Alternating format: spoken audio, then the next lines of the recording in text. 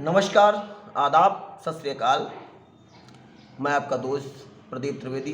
अपराधों वारदातों की कहानियों में आज की कहानी थोड़ा सा पुरानी है, लेकिन फैसला उस पर जो आया है बहुत ही जल्द, अभी इसी माह में आया हुआ है। आज की कहानी, बॉलीवुड में एक गाना आया था कि गोरे रंग पे न इतना गुमान कर, गोरा रंग 2 दिन में ढल जाएगा। लेकिन माँ बाप अपनी बेटियों की शादी कर देते हैं, कहीं पर उसकी आर्थिक स्थिति को ध्यान में रखकर शादी की जाती है और चेहरा तो कुछ दिन का मेहमान होता है। जैसे जैसे उम्र बढ़ती है, रंग ढलता है और चेहरे में परिवर्तन होने लगते हैं। लेकिन हर एक लड़की अपने लिए सुंदर राजकुमार की कल्पना करती है और उसका पति काला था और वो गोरी थी। गोरी पत्नी, काला पति एक दूसरे के लिए अमिशाप बन गए। आज की हमारी कहानी वैसे तो 2017 की है, लेकिन 2023 में इस केस का ट्रायल होने के बाद फैसला आया था। दिनांक 15 अप्रैल 2017 को संभल जिला है, संभल जिले का एक थाना आता है कुड़ फतेहगढ़। इस इलाके का एक गांव है बिचैटा गांव से पुलिस के पास फ़ोन आता है और बताया ये जाता है कि एक व्यक्ति ने आग लगाकर जल रहा है और आप तुरंत वहां पहुंचिए। घटनास्थल पर तुरंत पुलिस फोर्स के साथ पहुंचती है तो देखती क्या है कि व्यक्ति 90% से अधिक 90% तक जल गया था, लेकिन अभी उसकी सांसें चल रही थी।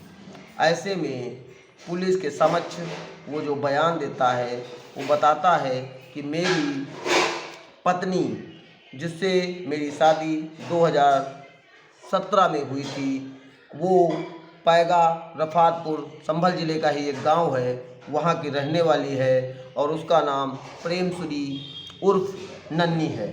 और शादी के बाद मेरी उसकी रंग भेद को लेकर कहा सुनी आए दिन लड़ाई झगड़ा हुआ करता था। वो मुझे काला कलूटा कहती थी और कहती थी मेरा भाग्य फूट गया है, मैंने तुमसे शादी कर ली। और वो अपने गोरे रंग पर बहुत सिहाया करती थी, मतलब प्रफुल्लित हुआ करती थी। अपने अहंकार में गोरे रंग के चढ़ी रहती थी। उसको मुझको पति कहने में भी शर्म आती थी। ऐसे में आए दिन लड़ाई होती थी, लेकिन मैंने उससे रिश्ता निर्वाह करने के लिए पूरा प्रयास किया और धीरे धीरे हम दोनों के रिश्ते आगे बढ़े और 2017 के बाद हमारे एक लड़की ने भी जन्म लिया। मुझे लगता था कि ये लड़की जब हो जाएगी तो हमारे इन दोनों लोग, हमारे और पत्नी के रिश्तों में मधुरता आ जाएगी, रिश्ते मधुर हो जाएंगे। लेकिन आज जब सुबह हमारे खेतों में काम चल रहा था तो सुबह मेरा छोटा भाई मुझे जगाने आया और जगा जब रहा था तो उसने कहा कि मैं अभी आता हूँ। तो उसने कहा चाय लेकर खेत पर आना, और मैं फिर सो गया। क्योंकि गांव में अमूमन आपने देखा होगा सुबह ही लोग खेतों में काम करने के लिए जाते हैं। वो सो रहा था, उसकी पत्नी घर में रखा हुआ पेट्रोल लाई और ऊपर उड़ेल दिया। जब तक वो कुछ समझ पाता और उसने माचिस लगा दी, और जब माचिस लगा दी और दरवाज़ा बाहर से बंद था, वो खिड़की से झांक रही थी। मैंने बार बार उससे गुजारिश की कि दरवाज़ा खोल दो, लेकिन जब लपटे बहुत ज़्यादा पकड़ ली, मेरे शरीर में मैं जो कपड़े पहने हुए था वो पूरी तरह जल गए।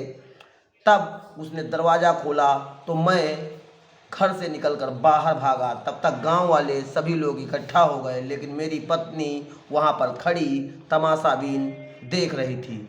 फिर गांव वालों में मेरा पड़ोसी, मेरा चचेरा भाई लगता है, हेमराज, वो आया। उसने मुझे बचाने का पूरा प्रयास किया गया और फिर पुलिस को सूचना दी गई, उसे अस्पताल में भर्ती कराया गया। पुलिस के समक्ष ये बयान हो जाने के बाद गांव वालों ने भी इसकी पुष्टि की। इसी आधार पर प्रेमश्री, जो कि उसकी पत्नी थी नन्ही, प्रेमश्री उर्फ नन्ही, उसको पुलिस गिरफ्तार करती है और थाने ले जाती है। थाने ले जाने के बाद जो इसका जो व्यक्ति था वो अपना नाम सतदेव वीर बता रहा था, और इसका जो भाई है महेंद्र, इसके पिताजी महेंद्र ने थाने में, हरवीर सिंह और पिता महेंद्र ने थाने में अपनी बहू के खिलाफ ही प्राथमिकी दर्ज कराई। उसी 302 धारा के अंतर्गत मुकदमा पंजीकृत करते हुए इसको जेल भेजा गया। और ये भी बता रहा था कि मैंने इससे बहुत बार रहम की भीख मांगी, मुझे बचा लो बचा लो, तो इसने लात मार दिया था, जिसमें वह भी पैरों से जल गई थी। और पैरों से जलने की वजह से उसको भी पुलिस जब अरेस्ट करती है तो उसके पैरों में भी जलने के निशान थे, जिससे उसको भी अस्पताल में भर्ती कराया गया। और अस्पताल में भर्ती कराने के बाद उसे जेल ले जाया गया। जब वो सही हो गई तब उसको जेल ले जाया गया। अब पति पत्नी का ये रिश्ता धीरे धीरे मौत के घाट पहुंच गया था। जो मृतक था वो सांवला रंग, सांवला या काला या थोड़ा सा डार्क, लेकिन सांवला, काला या डार्क ये तो ईश्वर की देन होती है। ईश्वर ने उसको गोरा रंग दिया था और उसके पति को सांवला, काला या हल्का सा डार्क मान लीजिए कि रंग दबा हुआ था, जिसकी वजह से वह पत्नी उसको पसंद नहीं करती थी। और ऐसे में केस फाइनल, चार्जशीट फाइनल की गई, कोर्ट में लगाई गई और जिला संभल की चदौसी न्यायालय में इसका मुकदमा चलने लगा। और उस मुकदमे की परिवार वालों ने भरकस पैरवी की, पूरा प्रयास किया, जिसमें लड़की के पक्ष वालों ने इसकी जमानत के लिए बहुत बार बेल के लिए अपील की, लेकिन तब से लेके आज तक उसकी बेल नहीं हो पाई थी और जेल में ही बंद थी। अभी मात्र 10-15 दिन पहले इस केस का फैसला आया था, जिसमें इस महिला को उम्र कैद की सज़ा और 25,000 रुपये जुर्माना लगाया गया है।